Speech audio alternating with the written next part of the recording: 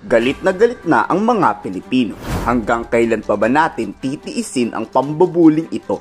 Nagsasawa na kami. Gusto namin ng konkretong aksyon laban sa mga Chinese. Di yung puro salita at pagkukundi na lang. Kaawa-awa na ang Pilipinas. Dinuduraan tayo sa sarili nating karagatan. Babala ni dating Associate Justice Antonio Carpio, China ang gumagawa ng paraan para magkagera. Pinapalala nila ang tensyon para humantong to sa madugong gulo. Kung papatulan raw ng Pilipinas, mauuwi talaga to sa digmaan. Is a threat of force because after that water cannon, they could use something more. So, and the Chinese Coast Guard is using this because of the new Coast Guard law of China to authorize their Coast Guard vessels to use lethal force, any kind of force, to enforce the 9, now 10 dash line.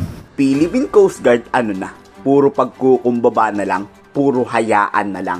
Do something. Kung binubuli tayo ng China at hindi makapalag ang Philippine Coast Guard, panahon na para iban ang lahat ng Chinese product. Kung hindi kayang iban, edi permanenteng ipasarado ang Chinese Embassy. Kung pwede na rin wasakin na. China na mali, tayo pa ang sinisisi. Sa press briefing na inilabas ng Chinese Foreign Ministry, naaayon daw ang water cannon dahil illegal tayong pumasok sa teritoryong pagmamayari ng China. Sobrang kapal ng mukha, diba? 未经中方同意侵闯黄岩岛的海域，严重侵犯中方主权。中国海警依法采取必要措施予以坚决驱离。中方奉劝菲方立即停止侵权挑衅的举动，不要挑战中方维护主权的坚定决心。Plano ng China ang pusunodin ang buong mundo sa gusto nila. Bakit? Kasi binabaliwala ng China ang UNCLOS, batas na dapat sinusunod ng lahat ng bansa sa mundo. Pinapamukha ng China na malakas sila.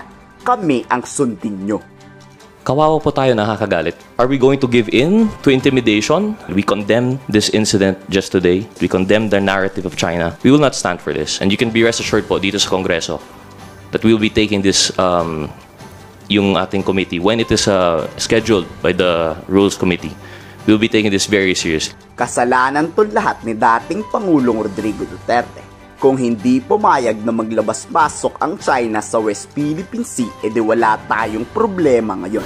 Pagsisisihan mong lahat yan, Duterte. Pinayagan mo, diba? Edi buong Pilipinas ang magdudusa pag napasakamay ng China ang West Philippine Sea. Hindi ho natin kailangan maging matapang.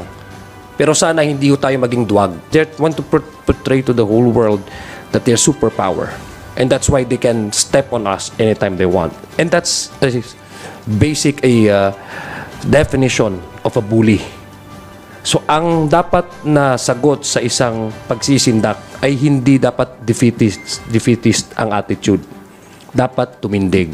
Magalit man tayo sa gobyerno, pero huli na ang lahat. Magiging maingat lang talaga si Pangulong Marcos. Di tayo basta-basta sasabak sa gera dahil maraming Pilipino ang maaapektuhan nito. Kayo, lalaban ba kayo pag dumating ang oras na yan? I-komento sa baba ang inyong salobit.